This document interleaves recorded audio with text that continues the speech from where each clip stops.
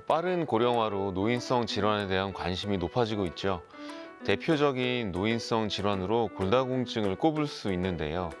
소리 없는 뼈 도둑이라고 불리는 골다공증은 아무런 증상이 없다가 갑작스러운 골절로 발견되는 경우가 많습니다. 이렇게 골절이 발생할 경우에 삶의 질이 저하될 뿐만 아니라 합병증으로 인한 사망 위험이 높아질 수 있어서 골다공증 반드시 적극적으로 관리해야 합니다.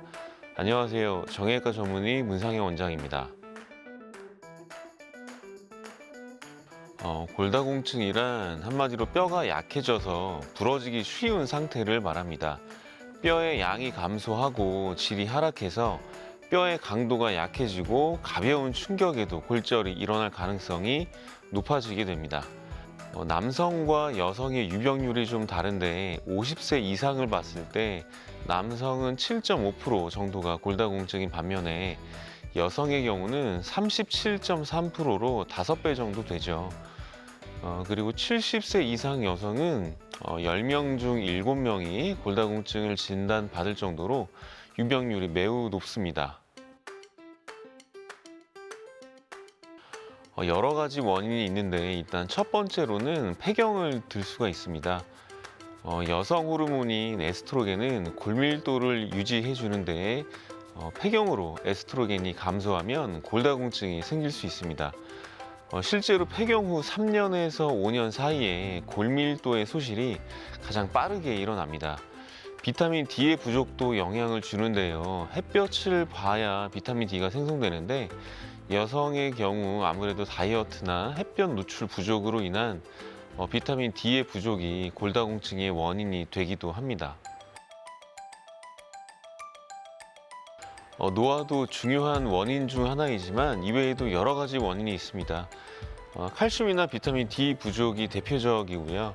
폐경이나 갑상선 호르몬, 부신 피질 호르몬 등의 약물도 원인이 될 수 있습니다. 외부 활동이 부족하거나 체중이 너무 적은 경우, 과다한 음주를 하거나 우울증을 앓는 경우에도 골다공증이 발생할 수 있습니다. 골다공증은 보통 골절이 생기기 전까지는 증상이 없습니다.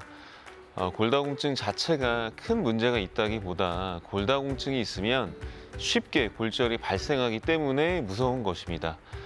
여러 부위의 골절이 발생할 수 있지만 특히 손목, 척추, 고관절에 자주 발생하고 특히 고관절에 발생하는 골다공증성 골절은 사망률이 높습니다. 골다공증은 평소 증상이 없는 거에 비해서 한 번 증상이 생기면 그 정도가 굉장히 심하고 후유증도 상당한 것이 특징입니다. 골다공증은 노화가 진행됨에 따라서 같이 진행할 수밖에 없는데요. 치료를 해서 좋아졌다 하더라도 시간이 지나면서 다시 진행할 수밖에 없습니다. 따라서 골다공증의 완치라는 건 없습니다. 치료가 됐다 하더라도 골다공증의 진행을 늦추기 위해서 꾸준한 운동과 음식 섭취 등 여러 가지 노력을 해야 하겠습니다.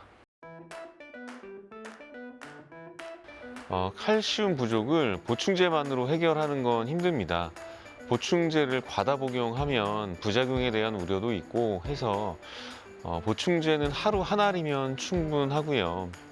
보충제만으로 칼슘을 보충하기보다는 칼슘이 풍부한 우유와 치즈, 요구르트 등의 유제품이나 두부, 콩 같은 음식을 충분히 섭취해 주시는 것이 바람직하겠습니다. 치료법은 여러 가지가 있는데 일반적으로 주사 치료를 많이 하게 됩니다. 먹는 약은 메스껍거나 구토 등의 부작용이 있을 수 있고 자주 복용해야 하니까 자꾸 잊어버리게 되거든요. 주사는 3개월이나 6개월에 한 번씩 맞는 게 보통이고요. 환자의 상태와 환경에 따라 적절하게 치료제를 선택할 수 있겠습니다. 하지만 무엇보다 예방이 중요할 텐데요. 과도한 음주나 흡연을 삼가고 적절한 운동을 통해서 뼈에 자꾸 자극을 줘야 합니다.